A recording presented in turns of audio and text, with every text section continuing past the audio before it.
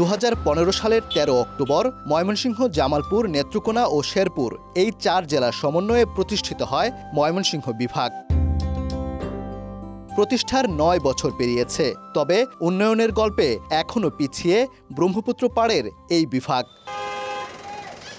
ভালুকা ও ত্রিশালে বেশ কিছু কারখানা গড়ে উঠলেও অন্য উপজেলায় নেই দৃশ্যমান উন্নয়ন। 2018 সালে ঈশ্বরগঞ্জে 200 একর জমিতে বিশেষ অর্থনৈতিক অঞ্চল গড়ে তোলার কথা থাকলেও তা আলোর মুখ দেখেনি দীর্ঘদিনেও। সম্প্রতি বাতিল করা হয়েছে প্রকল্পটি।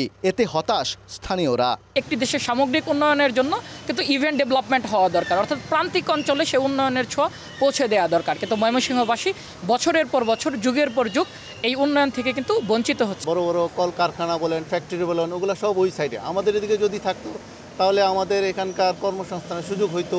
ভালুকা অঞ্চলের আসলে যারা মিল ফ্যাক্টরিরা আছেন তারা আসলে ময়মনসিংহমুখী না, তারা সকলেই ঢাকামুখী। এইটার আসলে সাফল্য আমরা আসলে পাই না। জামালপুর, নেত্রকোনা ও শেরপুরেও একই দশা।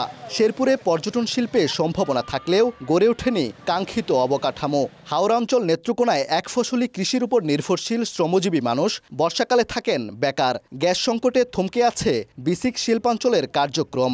আর জামালপুরে একমাত্র অর্থনৈতিক অঞ্চল গড়ে তোলার 9 বছর পরও কার্যক্রম শুরু হয়নি পুরোপুরি। এখানে 21টা প্রতিষ্ঠান হওয়ার কথা ছিল, শুধুমাত্র একটা প্রতিষ্ঠান হয়েছে, যার কারণে আমাদের যে এলাকার শিক্ষিত ছেলেরা আছে তারা সবাই বেকার অবস্থায় আছে।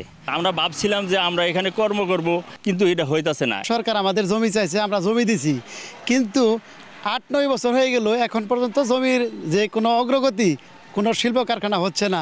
তার জন্য আমরা আরও এখন ক্ষতিগ্রস্ত হচ্ছি। এখানে মিল ইন্ডাস্ট্রি, শিল্পায়ন অতি জরুরি, তাহলে এই অঞ্চলটি আরও উন্নত হবে। আমরা চাই এখানে ইকোনমিক জোন, অর্থনৈতিক অঞ্চল যদি গড়ে ওঠে, তাহলে হয়তো আমাদের জেলার একটা উন্নতি হবে। শেরপুরবাসী, বিশেষ করে চেম্বার অফ কমার্সের পক্ষ থেকে আমরা জোর দাবি জানাচ্ছি একটা ইকোনমিক জোনের জন্য, পাশাপাশি পর্যটনটাকে উন্নত করার জন্য। অর্থনীতিবিদরা বলছেন, উন্নয়ন অগ্রযাত্রায় প্রয়োজন অঞ্চলভিত্তিক শিল্পায়ন। কৃষি পণ্যে মুনাফা খুব বেশি হয় না।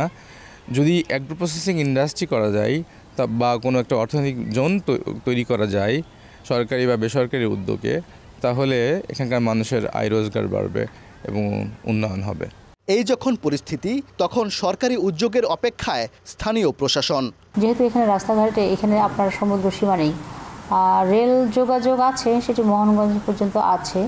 তো এই যে আমরা যদি রাস্তাঘাটের উন্নয়ন করতে পারি, তাহলে এই এলাকায় একটি অর্থনৈতিক জোন করার পরিকল্পনা গ্রহণ করা যেতে পারে। বর্তমান সরকার চেষ্টা করছেন, যদি এরকম কোনো উদ্যোগ গভর্নমেন্ট থেকে নেয় বা আমাদের যদি সুযোগ থাকে, অবশ্যই আমরা উপরে বিষয়গুলো কমিশনার স্যারের মাধ্যমে জানানোর চেষ্টা করব যে হ্যাঁ, এদিকে শিল্পায়ন অবশ্যই প্রয়োজন।